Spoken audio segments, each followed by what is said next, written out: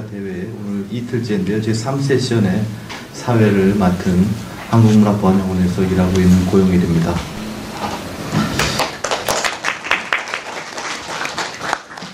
원래 이 사회는 전부 아마 외부의 선생님들로 하려고 했는데 예산도 안 되고 그런다고 해가지고 저도 끌려나왔습니다. 오늘 어제도 오전에도 어제도 참석하신 분들이 있으시고 어제 오늘 연일 참석을 하신 분들이 있으실 텐데 아마 지금 점심 드시고 오셔가지고 시간이 사실 상당히 촉박하게 2시에 바로 시작을 하게 됐습니다. 지금 저희들 프로그램을 보셔서 아시겠지만 지금 4분의 발제자가 있고요. 그 다음에 2분의 토론자가 있습니다.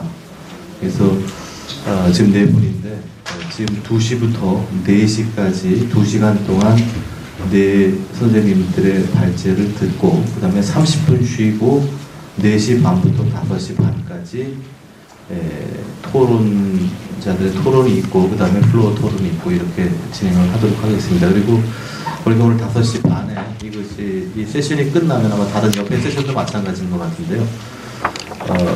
여기서 간단한 스탠딩 파티가 있는 것 같습니다. 그러니까 모두 참석하셔서 못다 하신 말씀 좀 한담도 나누시고 즐거운 시간을 가지시기 바랍니다. 아마 오늘 저녁 늦게까지 그냥 여기 계시게 되는데 번역원에서 일하는 입장에서 여러분들 꼭 끝까지 남으셔서 좋은 시간을 가졌으면 좋겠습니다. 기대합니다.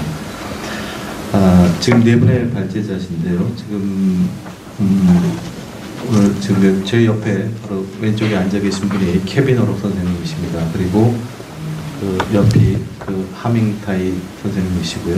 그 다음에 제 바로 옆에 있는 콜롬비아 작가 안드레스 선생님이시고 그 다음에 프란시스코 선생님이십니다. 제가 한 분 한 분 발제를 하시기 전에 조금 더 상세한 소개를 드리도록 하겠습니다. 그러면 먼저 순서에 따라서 케빈오록 선생님의 발표를 이제 듣도록 하겠습니다. 케빈오록 선생님은 사실 이렇게 피부와 눈동자 색깔은 완전히 외국인이지만 한국에서 아주 오랫동안 사실 한국 사람보다 더 한국인이라고 할 수 있습니다. 경희대 영문과에서 약 30년 가까이 봉직을 하셨고 2005년도에 정년을 맞으셔서 요즘은 고향이신 아일랜드와 한국을 오가시면서 한국문학 연구 그리고 우리문학의 영어 번역에 힘쓰고 계십니다. 굉장히 이제 오랫동안 우리 문학을 외국어로 영어권에 소개하는데 많은 힘을 쏟으셨기 때문에 결과로서 상당히 많은 번역 작품들이 있습니다. 일일이 다 제가 소개를 드릴 수는 없고 하버드대에서 나온 한국 시조선을 비롯해서 많은 작품들이 있습니다. 74년도부터 2006년도까지 계속 많은 번역을 하셨습니다. 현대 문학으로 하자면 이문열의 우리들의 일그러진 영웅이라든지 이런 것도 아까 말씀드린 대로 시조 그리고 특히 최근에는 선생님 고전문학 쪽에 상당히 많은 관심을 갖고 계시고 고전문학을 좀 체계적으로 온전하게 일목요연하게 소개할 수 있는 방법이 무엇인가 또 어떤 식으로 소개해야 되는가 하는 것들을 많이 지금 고민하고 계신 것 같습니다. 그럼 케빈오록 선생님의 발표를 듣도록 하겠습니다.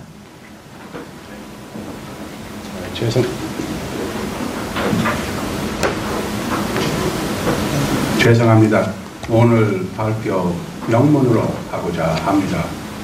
한 번 정도 자유롭게 말의 제한을 받지 않고 영문으로 좀 발표를 드리고자 합니다. 기관을 내리는 것으로 좀 유명합니다. 저는. 그리고 아마 여러분들이 이 발표를 읽어가지고 실망을 안 할 거예요. 충분히 기관을 많이 때린 내용으로 되어 있습니다. 그런데 한 가지 걱정되는 일이 번역이 굉장히 직설적으로 됐다 얘기를 들었습니다만 저는 읽지 못했고요. 그러니 좀 너그럽게 받아주셨으면 합니다. 예, 선생님 잠깐만. 지금 이제 선생님이 영문으로 영어로 발표를 하시기 때문에 지금 통역이 되고 있습니다. 그러니까 뭐 이렇게 육성으로 들으시고 한쪽으로 또 통역되는 걸 들으셔도 되는데 지금 선생님 말씀대로 저희 번역이 굉장히 아주 신랄하게 되어 있어서 원문하고 어떤 차이가 있는지도 한번 비교하시는 그런 시간을 가셔도 될 것 같습니다. I've been a translator of Korean literature for 35 years. I've translated everything from Pyanga, Koryokayo, Koshijo, Kasa, Akjang, Hanshi, to medieval fiction, Yangbanjeon, Hosenjeon, and I've also done a lot of contemporary poetry and fiction. And although Korean pundits rarely solicit my opinions about anything, I know about literary translation better than most. I've thought deeply about its possibilities and its limitations. And when I reflect on my career as a translator, I think I can say I have done most of what I set out to do 30 years ago. And I believe that I have done much of it well. My biggest regret is that circumstances have forced me to publish piecemeal, so that I am unable to say in my golden years, there it is in 2 volumes, one man's version of Korea's poetry from Shilla to the present day. That no one is much interested in one man's version of Korean poetry continues to sadden me, but I've learned to live with it. Some of my most important books have been published on their merits, that is, without a publication grant, and I think there are lessons there for the sponsoring agencies. I'm now in the last phase of my career, and I confess I chafe at the restrictions that the sponsoring agencies impose, particularly those of time and choice of work.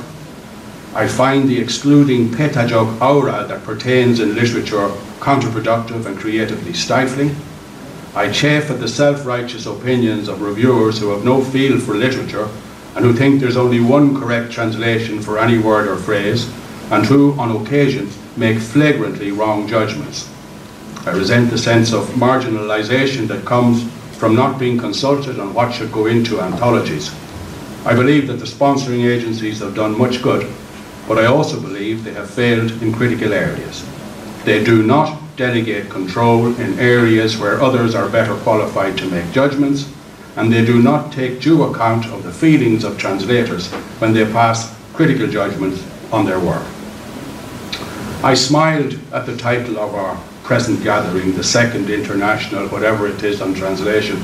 I've been at least 5 or 6 of these myself, and I've missed as many more down through the years.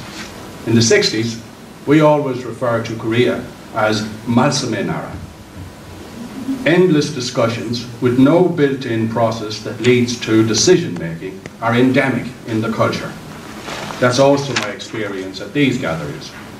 The agenda is always the same, 번역의 현황과 전망, but there's no frank discussion of the key issues. It's all about the status quo, and the status quo is a Korean organization run by Koreans for Koreans.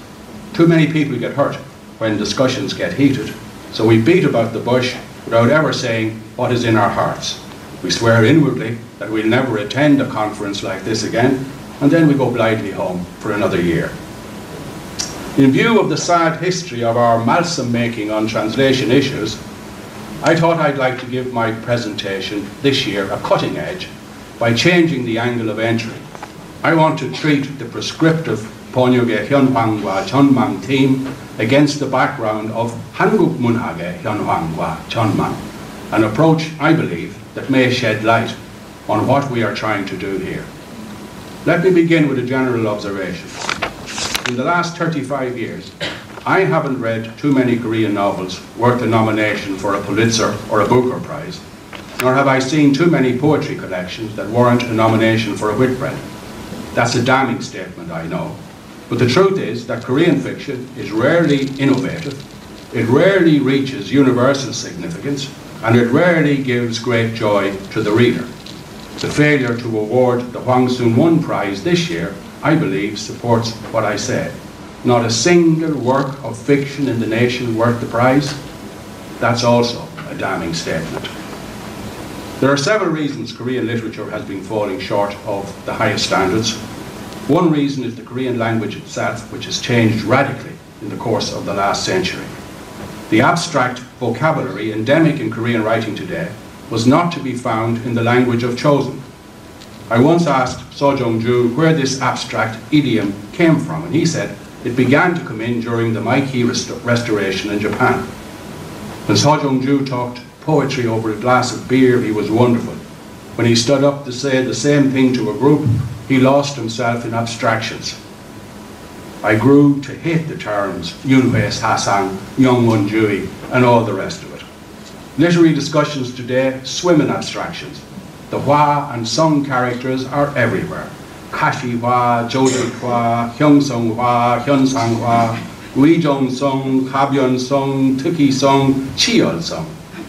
Wan Sung, though, I believe, is the new kid on the block, just arrived, also, I believe, about to start a dynasty. Read the course descriptions in university curricula. Read the culture articles in paper and magazines. Read the judgments of screening panels in literature contests. Hanchimamnida. All jargon, no communication. You will, of course, also find this sort of abstract idiom in English critical writing, though it's not nearly as all-pervasive as it is in Korea. The London Review of Books, the Times Literary Supplement, and the other frontline literary magazines are awash in abstract language. You read an erudite review of a book, and at the end of it you say, fantastic, but does he like the book? And then you have to read the review again. This is the language of professors, not writers. Or the language of writers trying to beat professors at their own game. In the West, there's a healthy tension between writers and professors. Unfortunately, in Korea, the relationship is very cozy. Korean literature, in large part, is written and translated by professors. In fact, translation offers easy access to publication and helps academics get promotion in their schools. Hence, it is both a very valuable resource and a very sensitive area of discussion. Borders have blurred between literature and the social sciences. Abstract writing is choking our, abstract language is choking our writing. Another important impediment to real progress in literature is the literary sense that prevails in Korea today, which I believe stems from the Confucian mindset of the Chosen dynasty literati. It is moralistic, anti-pure literature, pro-engaged literature. The 20th century Mundan has been a battleground between Sun Tzu Munhak forces and their opponents. Our engaged literary culture does not set great value on humour or entertainment. It stresses moral orthodoxy at the expense of Buddhist insight. It stresses intellectuality. It distrusts the imagination. It lacks the passion of Shilla and Korea. Korean literature today lacks a sense of community. It lacks the humanity that only compassion can bring. The reasons the panel of experts gave for choosing Song Chan-ho's Autumn as the winner of this year's Midang Poetry Prize are very revealing. There's not a word about craft or technique in the poem, although continuity with Midang's language and imagination is mentioned. There's not a word about passion. The award is given on the basis of a vote of solidarity with the poet for the generosity of his spirit in living in isolation in rural Korea. These are moral grounds for excellence. They are not marks of poetry excellence. Confucian orthodoxy sought to excise passion from literature, a development that inflicted a mortal wound on Korean poetry. Poetry to this day has struggled to recover. Buddhism, of course, was so deeply rooted in Korean cultural consciousness that it could not be completely eradicated. The best poets of Chosen, So Go-jung, Kim Shi-sip, So San-tesa, to take a few obvious names, all reveal golden moments of intuition, Zen, which is the heart of the best Korean poetry. After Hideyoshi, the winds of renewal began to blow and there was a reaction against imitation of Chinese masters. Ho Gyun, for example, felt the need to write his own poetry. Generalizations are dangerous when dealing with complex times and issues.